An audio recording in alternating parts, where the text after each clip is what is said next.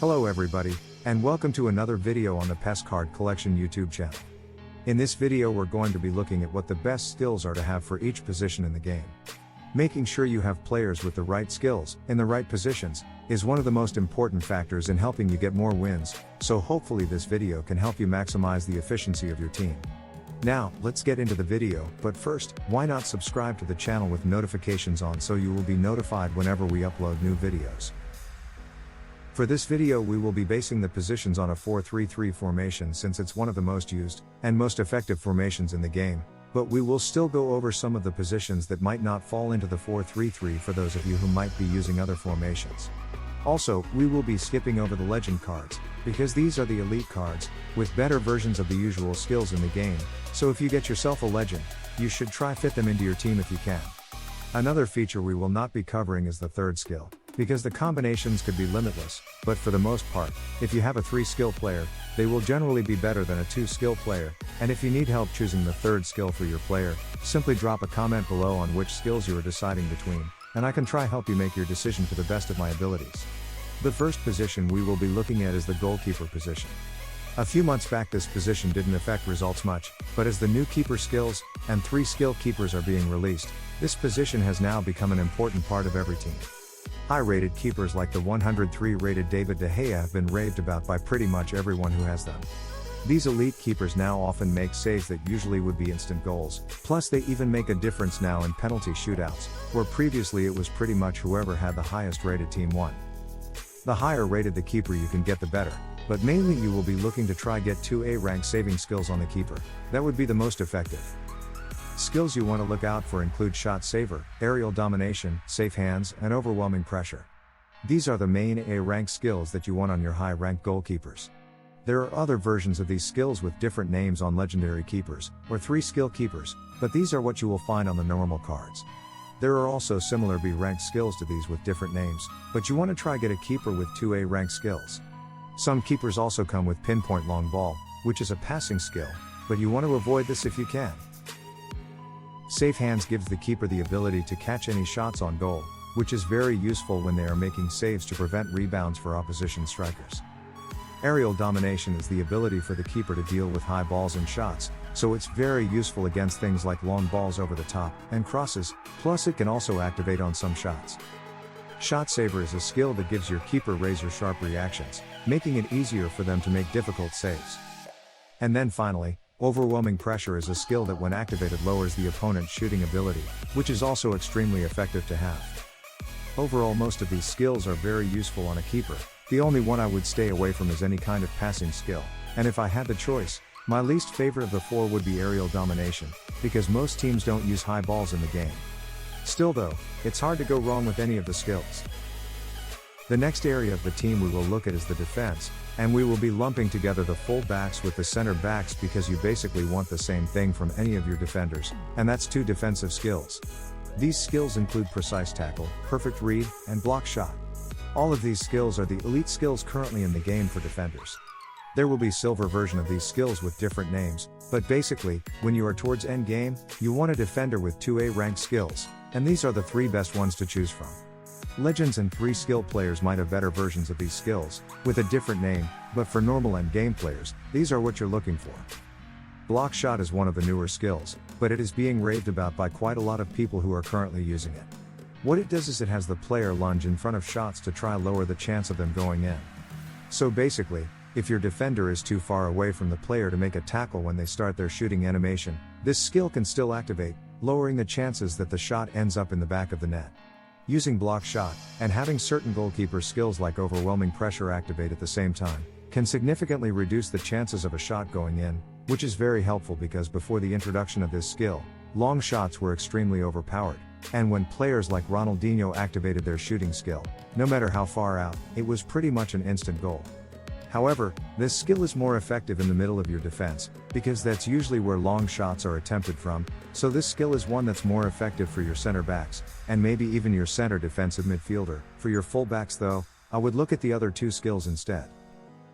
Precise tackle is pretty much exactly what it sounds like, it's a slide tackling skill that allows your player to win back possession. It's very effective with high-level defenders to win the ball back off your opponent. This skill is useful for any of your defenders. Just like precise tackle, perfect read is another high-level skill which is used to win back possession.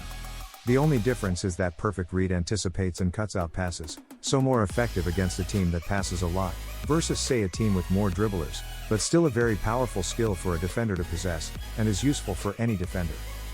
Basically, what you want to look for in your endgame back four is a left back and a right back with precise tackle and perfect read, and then for your two center backs, a combination of all three skills. I usually choose to only have one of my center backs with block shot, but if you find it working way better for your team than the other skills, you can have both players with it. But I like one center back with precise tackle and perfect read, and the other with precise tackle and block shot. Another factor that could change which skills I look to have on my center backs, is what skills my defensive midfielders have, but we'll get more into that in the midfielder section. Some defenders also come with a passing skill like the provider, but these skills aren't that effective, so ideally you would like to avoid these defenders if you can. Also, some full-backs come with a crossing skill, which also is pretty useless, as they require the player to be very high up to activate, and these players never usually find themselves in these positions, but there aren't that many full-backs with two defensive skills, so if you do happen to have to play one or two full-backs with crossing skills, make sure they're on corner taking duty, because that's basically the only benefit that crossing skill will have for your team. Eventually though, try to have two full-backs with two defensive skills, it will help out massively in the higher divisions. Most people have players that usually play center back in real life playing at left back or right back, as long as they are able to play there, because it's easier to find them with two defensive skills. So because of this, you will be seeing lots of high-ranked teams with Chiellini at left back, and Ramos at right back, simply because it's harder to find two defensive skilled full-backs. That about covers everything you need to know about defenders. Of course, if you found yourself with a defender with 3 skills, and you could choose all 3 of those skills, that would be ideal, but they are really rare, so just focus on getting 2A ranked defenders with the right skills first, and you'll find yourself keeping way more clean sheets on your road to Division 1. Next up is the midfield. There's a few sections we will be looking at here: the attacking midfielder, defensive midfielder, and central midfielder, so hopefully people using different formations will all be able to get the information you need out of this section. The defensive midfielder basically follows the same principles as the defenders. You want 2A ranked defensive skills, and it's basically up to you to decide what you want to choose based on what your center backs currently have. So if you have 2 center backs with block shot, I would try get a defensive midfielder with precise tackle and perfect read, but if none of my center backs have block shot, I would try make sure one of the skills was block shot, just so I have it in there for when opposition players go to shoot and no one is in range. This player will basically be your first line of defense, and if he's doing his job correctly, he will be dispossessing the opposition before they can launch long shots at the goal. Next up is the central midfielder, and these are for formation like the 4-1-2-1-2 where there's midfielders in between your defensive and attacking midfielders. For these positions you basically want to have a player that can do multiple roles, and you want them to complement what your team is lacking. So for instance, if you notice your team is conceding a ton of goals, I would try to make both of my center midfielders have the offensive crusher skill, which is a more defensive skill, that gives your player the ability to chase and close down an opponent to win back the ball. I would then choose from several other options for their second skills. Phenomenal shot is a very long-range shooting skill that can get you lots of goals. Fly-through pass is a long-range pass over the defense's line that can get your striker a one-on-one that leads to goals more often than not, and arcing drive is another long-distance shooting skill that's effective, but if given the choice, I believe phenomenal shot is more effective. Basically, you can't go wrong if you have players like Modric or Pogba, and that's a combination of offensive crusher, and phenomenal shot or fly-through pass. That should give you the perfect balance of supporting the team offensively and defensively. Finally, there's the attacking midfield position. If you've set the rest of your midfield up correctly, you can basically make your attacking midfielder almost as lethal as your striker.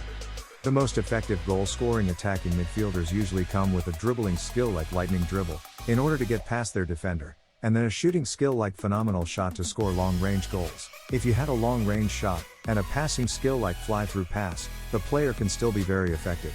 It's just they won't be creating chances for themselves as much, but instead they will just have to either shoot when they receive the ball if they're in range for their shot to activate, or they can activate their passing skill to try set up the striker to score. So still very effective, it just depends on which style you prefer.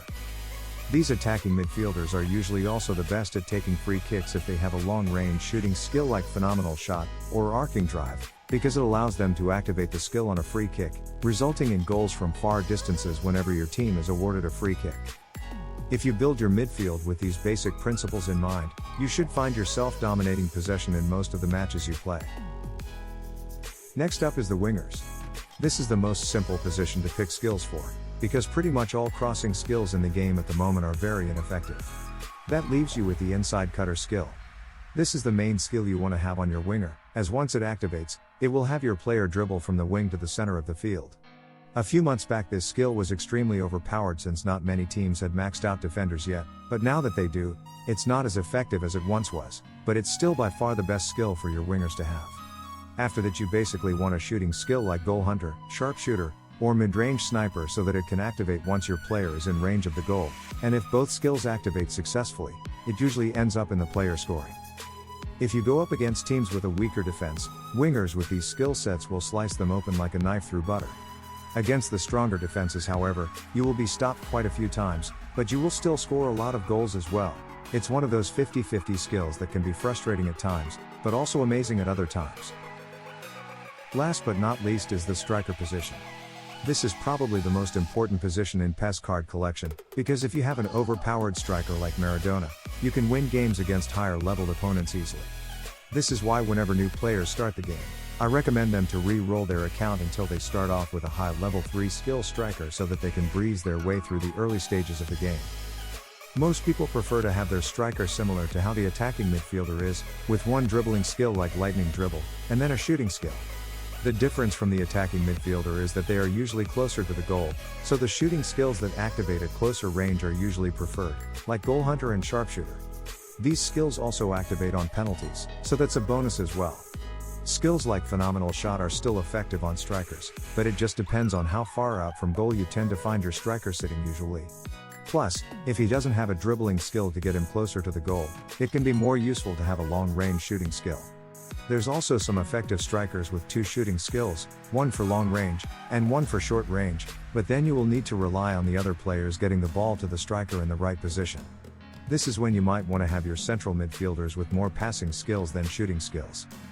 False 9 or post player is also a hold-up skill that some players have that can be quite effective because it has the player either shoot at goal, or pass the ball to a player in a better position, depending on where the player finds himself when he receives the ball. I've heard many people talk about how effective this skill is for them, but I don't have much first-hand experience with the skill. Basically, if it was up to me, my ideal striker would have lightning dribble and sharpshooter. I would choose sharpshooter over goal hunter simply because it can be activated a little bit further out, but goal hunter is still very effective, especially for the poacher type strikers. If you find yourself with a high-grade striker with those skills, he will be banging in the goals for your team. But that about sums up which skills you should look for each position. I hope this video was helpful for some of you. Leave a like if it was.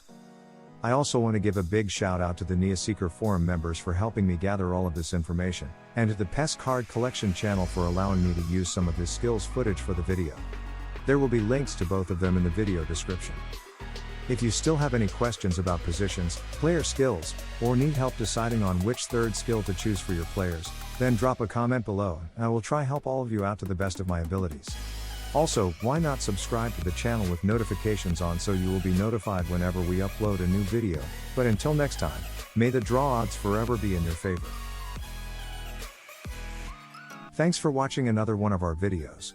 If you enjoy our content, please consider becoming a member of our Patreon page. You will receive cool monthly perks, as well as help us to create content more frequently. And as always, don't forget to like and subscribe with those notifications on.